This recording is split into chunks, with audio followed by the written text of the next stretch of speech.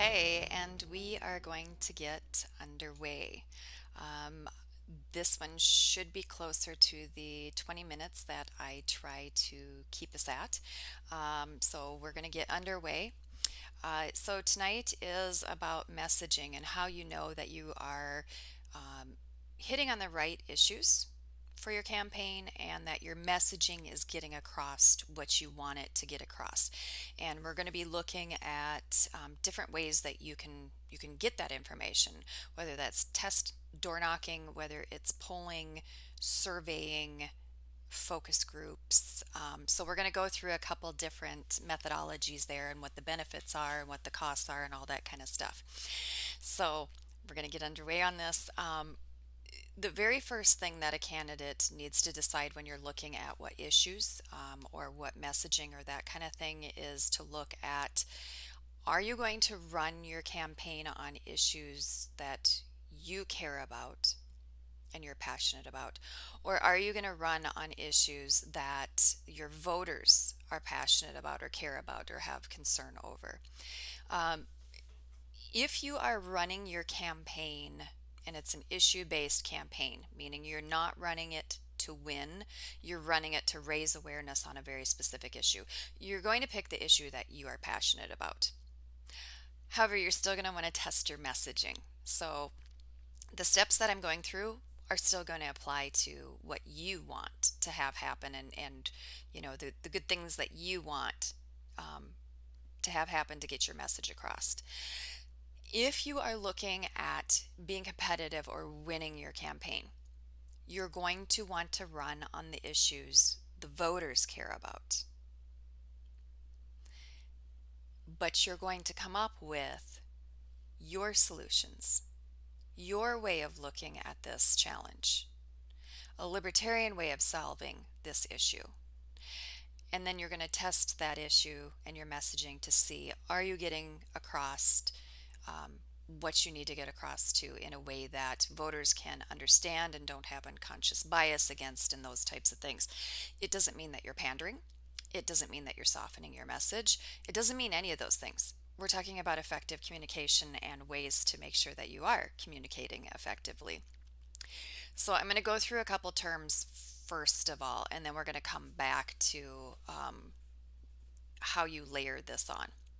So the first one is a test knock. This is the least expensive, but probably the most personally time intensive for a candidate. What a test knock does is you randomly select patches of your geographical territory. And you're trying to get a mix of neighborhoods and whether that's wealth or other demographics, age groups, all that kind of stuff. But you're going to do random little patches. And what you're going to do is you're going to knock on the door, and you're not there to persuade. You're not there to do anything other than to gather information, whether that is what issue is top of mind to them or if your solution resonates with them. That's what you're looking to do. So test knock, door knocking. It usually takes about 2 weeks to do a decent test knock, to get enough people to answer the door to really get that feedback and that information back to you. Next one is polling. People use polling to mean a couple different things, but we're going to narrow it down to like the definition of what a poll is. It can be done online, it can be done through text, it can be done through a phone call. Doesn't matter. What polling is, it's very structured, very formal, extremely short, and it usually provides a percentage result. What percentage of voters care about issue X? Right? What percentage of voters would vote against issue X? You get a quantitative result from it. Okay? It's going to give you like a baseline. It's going to give you a snapshot. Polling is really quick though. You get the responses back really quick and you can look at the information. It gives you immediate feedback, generally on one, maybe two or three, but generally one question. Like it's just razor focused in there. At its worst, when it's done poorly, polling is considered push polling, and people generally have a negative reaction to it, and it's a misleading way of getting information. You're not going to get true information back. Push polling is about trying to create a perception, not about finding out. A survey, on the other hand, is more detailed. It's asking for personal comments and views, and it's most likely directed to a specific group of persons. Okay, so what's the difference between a poll and a survey? A poll is almost always focused on a very specific topic.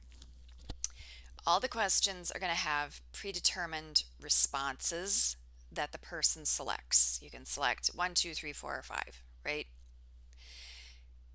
And they have to select the one that most closely aligns with their opinion or experience. A survey typically involves a mix of open-ended and closed-ended questions, and they help you understand like the current images, the perceptions. It's really trying to find out the connections between what matters, or showcasing key points of differentiation. You're getting just a little bit of nuance there. Polls are very simplistic. They're just taking the pulse. Surveys are more complex, and they're digging for a little more nuance. Now we get into what a focus group is. So, focus groups are about qualitative information. They're looking for really in-depth information in a far less structured environment. I mean, you want a good facilitator, but a focus group is where you physically bring in a group of people, and the facilitator gets the conversational ball rolling, but they are not looking at guiding the conversation quite so much where it goes. You're looking for unfiltered opinions. You want them to feel comfortable expressing how they really feel. This gets you even more nuance than a survey, but it takes a higher degree of skill in your facilitator to do a focus group. You can test your messaging doing this. You can find out which arguments are more persuadable for certain groups. You can find out why they have a specific reaction that they're having. So that's what a focus group can do. Now, one of the big mistakes that people use, no matter what method this is, what methods they're using, is to assume that what worked in some other race or some other time or some other area is going to work for you in your race at this time in your area. So it is important to do your research on your messaging and finding out what issues really are even gonna work. So let's go to the process.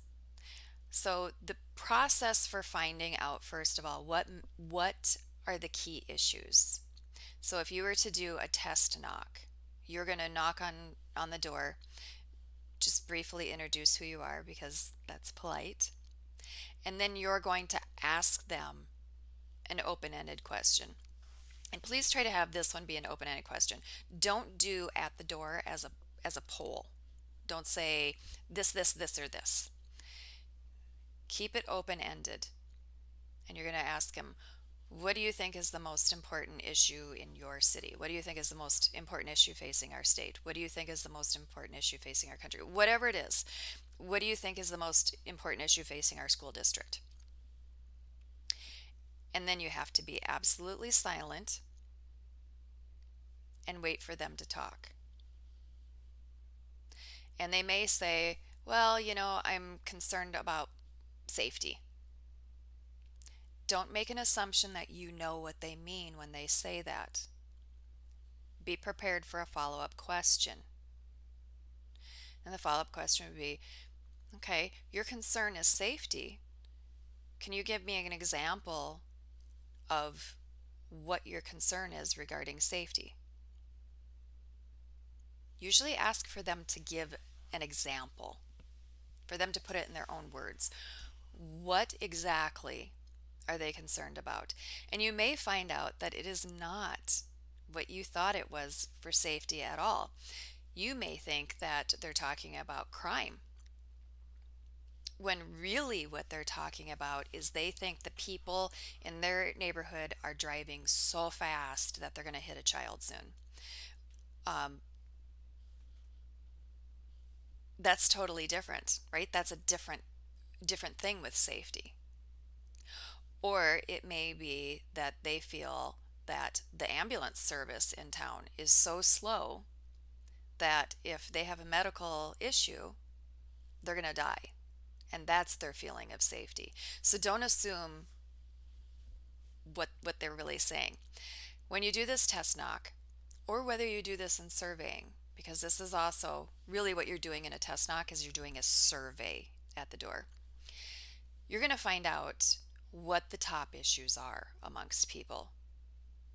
And whether you do that through surveying, a test knock, you can do it through polling, but keep in mind in polling you're going to be limiting the possibilities, and they may give you an incorrect response.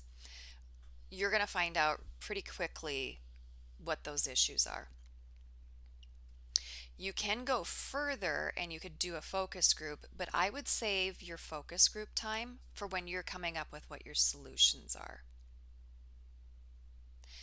I would use your polling also for when you're coming up for what your solutions are. Polling is really good for A/B testing. So first thing you're going to do is find out your issues. So whether you did that through your test door knock, which is your least expensive but personally most time intensive way, or you can do it through phone, preferably phone, but you can also do text surveying, internet surveying, that type of thing. But I would definitely do that in one of those two ways. The next step that you're going to do is you're going to develop what your solutions are. And I would come up with a couple different ways of phrasing your solution.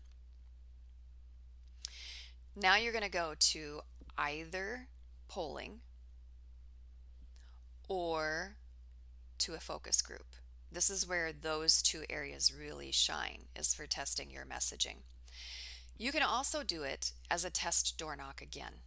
So you can go back to that because, again, doing a test door knock is really surveying. It's, just a different way. So you can go back and do that. Is it as good? No. Is it going to give you a pretty good idea? Yeah, it will. Again, it's going to be time intensive though. So now you've developed your messaging for that particular solution. And you're going to go back to a focus group if you're able to do that. And you have your group assembled, and maybe you have a mix of people from different political persuasions, or maybe you're honing in on a specific group that you're wanting to target with a very specific message. And what you want to do is you have your facilitator outline what the challenge is, or what the issue is, and then say what the solution is. And then it is an open-ended question of, how does that make you feel? Not what you think about it. In messaging, it's all about how they feel. That's going to elicit more response. If you ask what they think about it, they'll be like, oh yeah, it's okay, or I don't like it, or, you're going to get pretty cut or dry answers. When you ask someone, how does that make you feel when you hear that? You're going to elicit a much deeper response. And they may say, ooh, actually I feel kind of awful, or, I'm kind of getting like a white supremacist vibe, or, they're going to start to give you a lot of feedback on that. And the facilitator there is to keep the conversation going. If you do a poll, what you're going to be doing is it's going to be agree or disagree. They're going to say in one sentence what the challenge is. They're going to respond back with what your solution is, and then ask them if they agree or disagree with that. It's very quick. You're going to divide up your people between A group and B group. One solution is going to be going out to A group, the other solution is going to be going out to B group.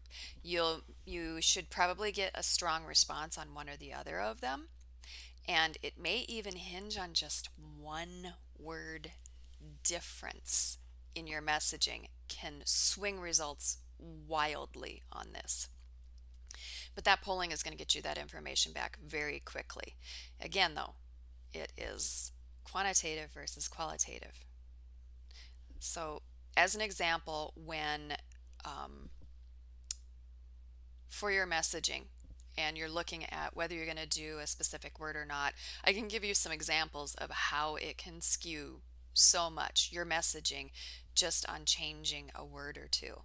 And this can really help you get across to voters your intended message. Okay? So, an example was in the 2008 presidential election, there was two versions to this question. What one issue matters most to you in deciding how you vote for president? Okay, one was close-ended and the other was open-ended. In the close-ended version, respondents were given 5 options. More than half of the respondents picked the economy. Only 35%, though, offered up the economy as a question when it was an open-ended, or as an answer when it was an open-ended question. So you can see the difference in what people really cared about. Otherwise, it would look like, oh my God, most everyone cares about the economy, and the question, and then really the result was no, only 35% had that as like a top of mind thing. To give an example, and we'll get to like some specific examples of how word choice matters in your messaging. There was a Pew survey that went out. 51% of respondents were favorable to this: making it legal for doctors to give terminally ill patients the means to end their lives. Okay, so that got a 51% favorability. And this is an issue that some libertarians are running on. That drops to below 40% with this phrasing: making it legal for doctors to assist terminally ill patients in committing suicide. The difference between end their lives and suicide had a considerable swing in whether people agreed with that or didn't agree with that, whether they were favorable to it or not favorable to it. So again, that is asking the exact same thing. So keep that in mind on how important it is to test your messaging. You should come up with three issues for you to run on, like 3 main issues for you to run on. So you're going to do this process however you do that with these 3 different things. Finding out, first of all, with that first one, which are those 3 issues, and then testing the messaging on those 3 issues. Sometimes you're going to want to use a combination. A combination that's commonly used is a focus group combined with a survey questionnaire. The survey questionnaire is going to get you enough information that you can really dig into the focus group, right? And I'll tell you the important part of a focus group. They're a pain in the butt, but why they really help is because you get so much more information from the interaction amongst participants. I mean, that's kind of the magic of a focus group, is what one person says will spark more conversation. Ideally, the facilitator shouldn't be talking very much. It should be the respondents that are interacting with one another. However, also keep in mind, they can start to influence each other in ways that you won't see out in the wild. So I hope that gives you a little bit of information on how libertarians can do this. And again, the methods that you can use to find out what your top 3 issues should be for your campaign, and then to also test your messaging, is you can do a test door knocking, which you can do for free, but it's more time intensive for the candidate themselves. You can do polling, which is has a little bit of a cost, but usually isn't too bad for a cost because again, it's usually just like one question, cut and dry. And you can do that online. You can do that on the phone, and that should be a random sampling. You can do surveying, which is more in depth. You do need a higher skill, and so you need a higher skill set. So that usually does cost a little more, but it can give you more information that you need to dig a little deeper. Um, However, you can mimic a survey through your test knock or a focus group, which the cost isn't in getting people together. The cost is in getting a good facilitator because a bad facilitator for a focus group will waste everyone's time, and they know how to find people who will be willing to join into that focus group and do that interaction. They also know how to read people and understand when people are at the point where they are trusting enough to truthfully open up and get that information out there. So I do encourage you to try to look at one of these methods. If you are looking for someone to help you with some polling, uh, we do have uh, Ken Molman, who is able to do polling. He does it, primarily robocall and internet and that type of stuff.